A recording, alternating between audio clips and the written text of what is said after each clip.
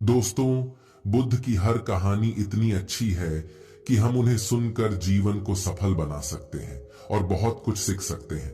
एक बार एक इंसान अपनी जिंदगी से बहुत परेशान था। वह हर समय अपने आप को कोसता रहता था कि क्या जिंदगी मिली है मुझे, क्या जीवन है। हर परेशानी मेरे ही सर पर क्यों आती है, हर दुख मुझे ही आकर घेरता है, हर झंझट मेरे ही ऊपर क्यों आती है। एक दिन इसी तरह बैठा हुआ वह खुद को कोस रहा था कि क्या नसीब है मेरा, क्या किस्मत है मेरी, क्या जिंदगी है मेरी, कि तभी अचानक एक बाज अपने शिकार को पंजों में दबाए हुए एक पेड़ पर आकर बैठ जाता है और वहीं पर अपने उस शिकार को खाने लग जाता है। यह परेशान आदमी जब उस बाज को देखता है तो कहने लगता है कि क्या जिंदगी है इसकी, क्या जीवन जी रहा है, क्या मजे कर रहा है। न इसे खाने की चिंता, न पीने की, न पहनने की और न ही परिवार की चिंता।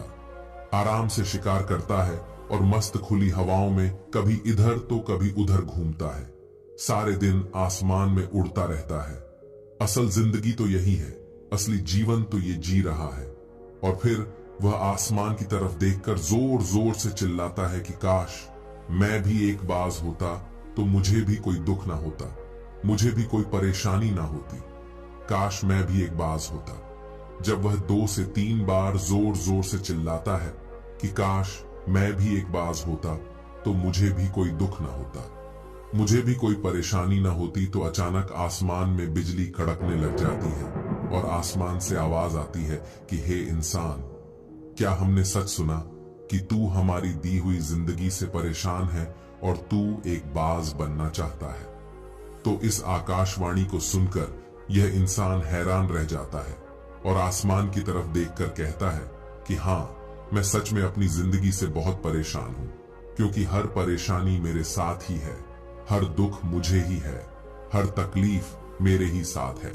तो आसमान से फिर आवाज आती है कि इंसान एक बार फिर सोच ले, हमने तुझे बड़ी प्यारी जिंदगी दी है, लेकिन अगर फिर भी तू चाहता है कि हम तुझे बाज बना दें तो हम तुझे बाज बना देंगे। लेकिन अगर एक बार हमने तुझे बाज बना दिया तो फिर हम तुझे दोबारा बाज से इंसान नहीं बनाएंगे। तो ये आदमी तुरंत जवाब देता है कि मैंने अच्छी तरह से सोच लिया है कि मुझे बाज ही बनना है, और एक बार बाज बनने के बाद मैं दोबारा कभी नहीं कहूंगा कि मुझे इंसान बनना है। तभी ऊपर से आवाज आती है कि जैसी तुम्हारी इच्छा, और वह इंसान बाज बन जाता है। बाज बनते ही वह इंसान खुली हवा में उड़ने लगता है। अब वह कभी उड़ता हुआ इधर चला जाता है, कभी उड़ता हुआ उधर चला जाता है और सोचता है कि क्या मजे की जिंदगी है। असल जिंदगी तो यही है, न कोई चिंता, न कोई परेशानी, न कोई डर। वह सारा दिन ऊंचे आसमान में उड़ता रहता है। 2-3 मिनट पंख मारता है, उसके बाद पंख मारना बंद कर देता है और लंबे समय तक हवाओं में तैरता रहता है। इसी तरह हवाओं में तैरते हुए शाम का समय नजदीक आ जाता है तो वह सोचता है कि मेरे पास रहने का ठिकाना भी होना चाहिए, मेरा अपना एक घर होना चाहिए जहां मैं रात में आराम कर सकूं। तो यह सोचकर वह छोटी छोटी लकड़ियां इकट्ठा करने लग जाता है और एक ऊंचे पेड़ पर अपना घोंसला बनाने लग जाता है। एक एक लकड़ियां इकट्ठा करके वह अपने लिए एक सुंदर सा घोंसला तैयार कर लेता है और रात में उसी में सो जाता है और सोचता है सुबह उठकर शिकार भी करूंगा और सुबह उठकर फिर से मौज मस्ती भी करेंगे, खुली हवाओं में उड़ेंगे। सुबह होते ही वह शिकार की तलाश में निकल पड़ता है। हवाओं में उड़ता रहता है, ऊपर से जाकर देखता है कि कहीं जमीन में मुझे कोई शिकार नजर आए तो मैं तुरंत जाकर उसे दबोच लूं और वहीं पर खा लूं। लेकिन उसे कोई शिकार नजर नहीं आता। काफी समय बीत जाता है। वह लगातार ऊंचाई से शिकार को ढूंढता रहता है, लेकिन उसे कोई शिकार नहीं मिलता। फिर पास ही एक जंगल होता है। यह उस जंगल में चला जाता है, यह सोचकर कि शायद वहां कोई अच्छा सा शिकार मेरे हाथ आ जाए। यह जंगल के ऊपर उड़कर शिकार को ढूंढता रहता है। जंगल के अंदर जाकर भी शिकार को ढूंढता है, लेकिन इसे वहां भी कोई शिकार नहीं मिलता। अब शाम का समय नजदीक आ जाता है। वह मायूस होकर वापस अपने घोंसले की तरफ लौट रहा होता है कि रास्ते पर थककर एक पेड़ के ऊपर बैठ जाता है। जब वह पेड़ के ऊपर बैठा होता है तो उसकी नजर एक बीमार चिड़िया पर पड़ती है जो कि घायल अवस्था में होती है। यह तुरंत जाकर उसे दबोच लेता है, उसके पंख निकाल कर अलग कर देता है और उसे खा जाता है। उस चिड़िया को खाने के बाद वह अपने घोंसले की तरफ उड़ जाता है और रास्ते में सोचता है कि चलो, बीमार चिड़िया ही सही, लेकिन कुछ तो खाने को मिला। वह अपने घोंसले पर पहुंचकर आराम करने लगता है और सोचता है सुबह एक अच्छा सा शिकार पकड़ना पड़ेगा और अपनी भूख मिटा लूंगा। जैसे ही सुबह का प्रकाश होता है वह निकल पड़ता है अपने शिकार की तलाश में। वह हवा में उड़ता रहता है, लेकिन आज फिर कोई शिकार इसके हाथ नहीं आता। काफी समय बीत जाता है।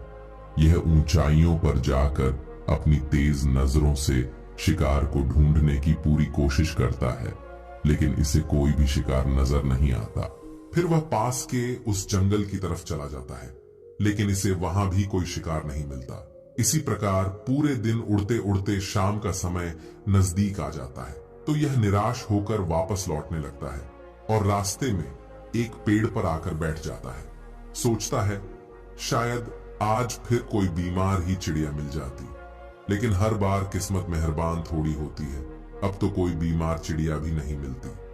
वह थक हार कर वापस अपने घोंसले की तरफ चल पड़ता है और घोंसले पर पहुंचकर भूखा प्यासा ही सो जाता है और सोचता है कल सुबह एक बड़ा सा शिकार करूंगा और आज की भूख भी मिटा लूंगा।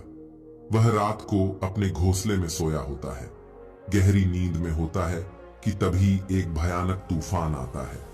इस तूफान की हवा इतनी तेज होती है कि इसके घोंसले को उड़ाकर फेंकती है और घोंसला बर्बाद हो जाता है। बाज बुरी तरह घायल हो जाता है। तूफान के रुकने के बाद बारिश शुरू हो जाती है। तेज बारिश होती रहती है, पर यह किसी तरह से पेड़ों के नीचे छुप कर बैठा रहता है। बड़ी मुश्किल से इसकी रात कटती है। जब सुबह होती है तो बारिश रुक जाती है। बारिश के रुकते ही चारों तरफ खुशियां छा जाती हैं, चारों तरफ हरियाली छा जाती है। नदियां और झरने तेजी से बहने लगते हैं। सब कुछ फिर पहले के जैसा हो जाता है, लेकिन यह बाज अब पहले जैसा नहीं रहा। इसका पांव बुरी तरह घायल हो चुका है। इसके पंजे में एक लकड़ी लगी थी, उसकी वजह से इसका पंजा बुरी तरह क्षत विक्षत हो गया था। और मैं आपको बता दूं कि बाज का जो पंजा होता है वह उसके शिकार को पकड़ने के लिए सबसे जरूरी होता है, क्योंकि बाज अपने पंजों से ही अपने शिकार को पकड़ता है, दबोचता है और फिर अपनी चोंच के माध्यम से नोच नोच कर खाता है।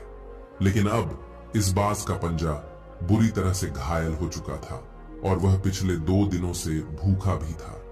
यह शिकार की खोज में थोड़ा सा उड़ता है कि शायद फिर कहीं कोई बीमार चिड़िया भी उसे मिल जाए, लेकिन कहां बार बार कोई बीमार चिड़िया मिलने वाली थी। वह कुछ देर तक उड़ता है, लेकिन फिर भूख और दर्द के मारे थक कर एक पेड़ पर आकर बैठ जाता है। वह पेड़ पर आकर बैठ तो जाता है, लेकिन उसे पता नहीं था कि यहाँ एक और मुसीबत उसका इंतजार कर रही है।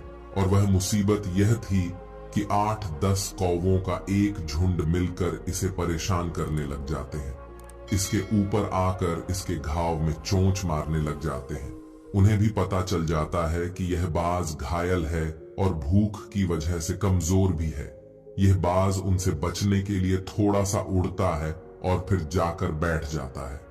उनसे पीछा छुड़ाने का प्रयास करता है, लेकिन वह फिर उसके पीछे आ जाते हैं। तो फिर वह उड़कर थोड़ी दूर चला जाता है, लेकिन कौवों का समूह इसका पीछा नहीं छोड़ता और बार बार इसके पास आकर इसे परेशान करते हैं। कौवे अक्सर बाज के साथ ऐसा करते हैं, लेकिन फिर बाज भी उनके साथ एक खेल खेलता है। जब कौवों का झुंड बाज को परेशान करता है और उनका पीछा नहीं छोड़ता, तो बाज हवा में सीधी उड़ान भरने लग जाता है। वह तेजी से सीधा ऊपर की ओर उड़ने लग जाता है। कौवे भी उसके पीछे होते हैं, लेकिन कुछ देर तक उड़ने के बाद कौवे ऐसी ऊंचाई पर पहुंच जाते हैं जहां पर उन्हें ठीक से ऑक्सीजन मिलनी बंद हो जाती है। उनका दम घुटने लग जाता है, उनकी सांस रुकने लग जाती है, तो फिर वह वहां से ऊपर नहीं जा पाते। पर क्योंकि बाज तो बादलों से भी ऊपर उड़ सकता है, इसीलिए वह तो ऊपर चला जाता है, लेकिन कौवे वहां से ऊपर नहीं जा पाते और वह नीचे आने लगते हैं। तो इस तरीके से बाज उनसे अपना पीछा छुड़ा लेता है। लेकिन ऐसा करने के लिए, इतनी ऊंची उड़ान भरने के लिए इस बाज के पास उतनी ताकत नहीं थी, क्योंकि यह भूखा भी था और घायल भी था। तो यह उड़ता और थोड़ी सी दूर जाकर बैठ जाता और कौवे फिर से परेशान करने लग जाते। इसी तरह भूख और घायल हालत में एक दिन गुजर जाता है, दूसरा दिन गुजर जाता है, तीसरा दिन गुजर जाता है, लेकिन इस बाज की हालत में कोई सुधार नहीं हो रहा था। वह बद से बदतर होती जा रही थी।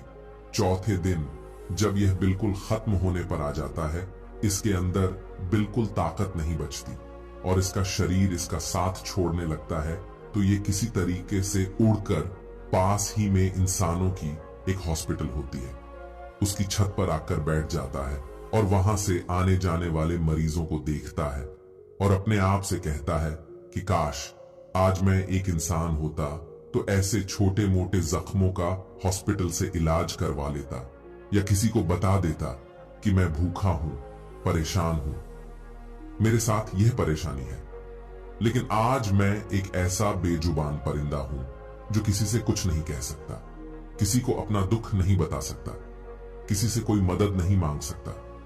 यही बात सोचकर वह उसी छत पर अपना दम तोड़ देता है। वह अपनी जान की कुर्बानी तो दे जाता है, लेकिन साथ ही साथ हमें यह सीख भी दे जाता है कि आपको जैसा बनाया गया है, आप जैसे भी हो उसी में खुश रहो और उसी में बेहतर करने की कोशिश करते रहो, ना कि इस बात से परेशान रहो कि काश में ऐसा होता, काश में वैसा होता, काश मैं ये बन जाऊं। आपको जैसा भी बनाया गया है, आप उसी में अपना सर्वश्रेष्ठ करने का प्रयास करते रहो। दोस्तों, यह कहानी तो काल्पनिक है, लेकिन हमें जीवन का एक बहुत ही महत्वपूर्ण नियम सिखाकर जाती है कि हम जैसे भी हैं अच्छे हैं, बस हमें उसी में अपना सर्वश्रेष्ठ करने का प्रयास करते रहना चाहिए।